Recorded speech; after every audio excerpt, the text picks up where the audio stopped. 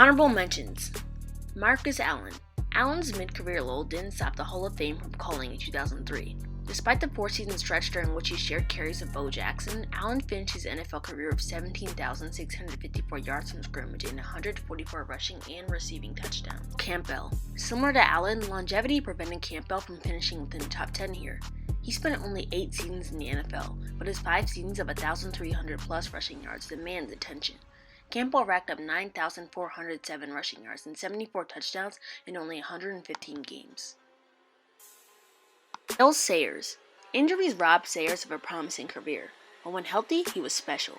The versatile star averaged 5 yards per carry across his 68 appearances, tallying 800 plus rushing yards 5 times and scoring a total of 56 touchdowns. Jay Simpson. Decades after his NFL career, it's become difficult to separate Simpson the player from Simpson the person, but during his 11 seasons, the USC product scampered for 11,236 yards, with a single season high of 2003 and 61 scores. Thurman Thomas. The powerful runner played a pivotal role in the Buffalo Bills winning 4 straight AFC championships. Thomas surpassed the 1,000-yard barrier for 8 straight seasons, ultimately collecting 16,352 yards from scrimmage and 88 touchdowns. Number 10. Adrian Peterson. The only active player on this list, Adrian Peterson entered the league as a highly regarded prospect. Throughout 14 seasons and counting, the Oklahoma product has backed up the hype. Peterson was the most successful during this 10-year stint with the Minnesota Vikings, running for 2,097 yards in 2012, and narrowly missing Dickerson's single-season record. AP finished with 11,747 rushing yards and 97 touchdowns as a member of the Vikings. Already a top 10 rusher in league history, Peterson has since played for 4 teams: the Arizona Cardinals, the New Orleans Saints, the Washington Redskins, and the Detroit Lions. The 2007 Offensive Rookie of the Year has an MVP, 7 Pro Bowls, and 4 first-team All-Pro nods on his resume. Number 9. LaDainian Tomlinson. LaDainian Tomlinson is one of only 3 runners in NFL history to secure 100 receptions in a season. He accomplished the feat in 2003, when he also scampered for 1,645 yards and 13 scores on the ground. Not too shabby, no. The TCU product twice led the NFL in rushing, and also set a still-standing league record with 28 rushing touchdowns in 2006. Tomlinson amassed 13,684 yards and 145 scores as a runner, adding 624 receptions for 4,772 yards and 17 touchdowns. After a career that included an MVP award, 3 first-team All-Pro selections, and 5 Pro Bowls, Tomlinson made the trip to Canton, Ohio as a Pro Football Hall of Fame inductee in 2017. Number 8. Franco Harris. Rarely flashy, always productive. A key contributor on 4 Super Bowl winning teams, Franco Harris led the Pittsburgh Steelers in rushing for 12 seasons. He cleared the 1,000-yard mark 8 times and bullied his way to 12,120 rushing yards and 91 touchdowns during 13 NFL seasons. For 5 years, he was our offense, Pittsburgh legend Terry Bradshaw said in 1983, according to the New York Times. Harris managed a relatively tame 307 catches in his career, but his immaculate reception during the 1972 playoffs remains one of the most iconic plays in NFL history.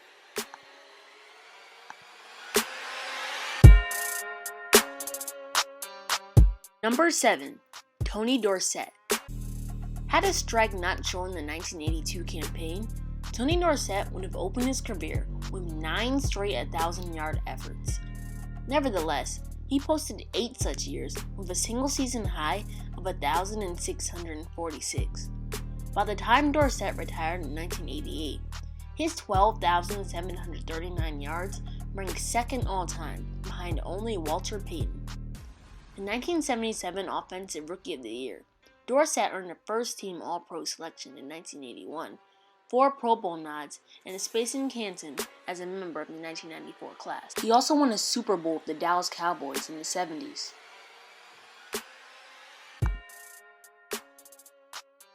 Number 6. Marshall Falk. To this point, no player in NFL history has boasted Marshall Falk's combination of production as both a runner and receiver.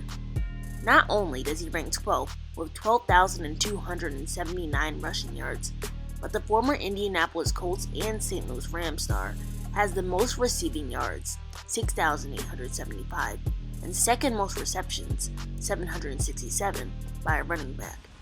Falk even posted a 1,000 and 1,000 season in 1999. For 3 straight years, Falk won AP Offensive Player of the Year.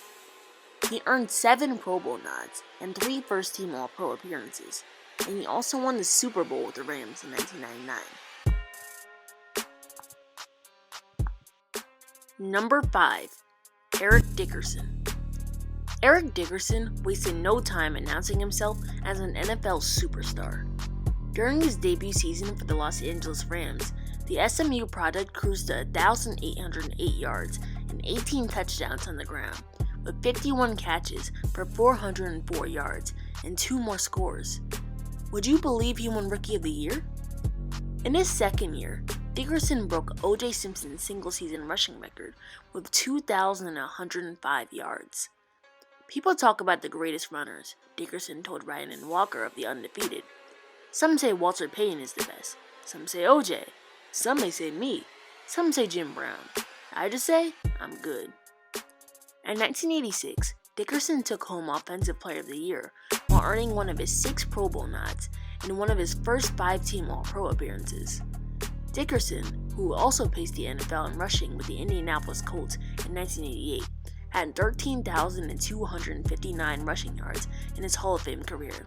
And by the way, that single-season rushing record of 2,105 yards is still yet to be broken to this day. Number 4. Barry Sanders. During the Super Bowl era, the Detroit Lions' most successful run coincided with Barry Sanders' career. He propelled the franchise to the playoffs 5 times. Unfortunately, frustration with Detroit's inability to build a contender led Sanders to retire after only 10 seasons. But what a decade it was. Sanders collected 1,300 plus rushing yards a stunning 9 times, topping out at 2,053 yards in a 1997 MVP season. He totaled 15,269 yards on the ground, 2,921 as a receiver, and 109 combined touchdowns. In addition to earning Offensive Rookie of the Year, Sanders secured 10 Pro Bowl nods and 6 first-team All-Pro honors. Some would consider Barry Sanders the greatest running back of all time, but I had to place him only at number 4 due to his lack of winning, unlike the following people on this list. Number 3. Emmett Smith. Emmett Smith obliterated the NFL's record books. After 15 years in the league, the Cowboys legend held several NFL records, most notably standing atop the chart for single-season touchdowns, 25, career rushing yards, 18,355, and career rushing touchdowns, 164. The latter 2 marks remain untouched. It will be broken, Smith said of his career rushing record when he retired, according to the New York Times. But until that happens, the 1993 MVP and the 3-time Super Bowl champion, 4-time All-Pro, and 8-time Pro Bowler will be a frontrunner in the conversation for the greatest running back of all time. Number 2. Walter Payton. From 1975 through 1987, Walter Payton made a mockery of hopeful tacklers with high steps and stiff arms. Highlighted by an MVP-winning season in 1977 with 1,852 rushing yards and 14 touchdowns, Sweetness surpassed the 1,200-yard barrier 10 times. No other player in NFL history has accomplished that. Payton's career 16,726 rushing yards stood as a record upon his retirement.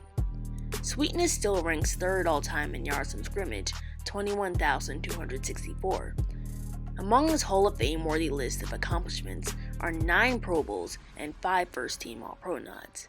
Payton's span of elite production is almost unparalleled at the position, except for one person. Number 1. Jim Brown. On talent alone, Jim Brown could be considered the greatest of all time. However, Other interests did sway from the football field after 9 years. Still, during that successful run, the Cleveland Browns star punished defenses for a then record of 12,312 yards and 106 touchdowns on the ground. He led the NFL in rushing 8 times and was a first-team All-Pro choice in each of those years. "I quit with regret, but not sorrow," Brown said at the time of his retirement, per Sports Illustrated's Time Laden. Brown, who gathered 3 MVP awards, a trip to 9 Pro Bowls, and 1 NFL championship, entered the Hall of Fame in 1971, and I still believe that he is the greatest player ever.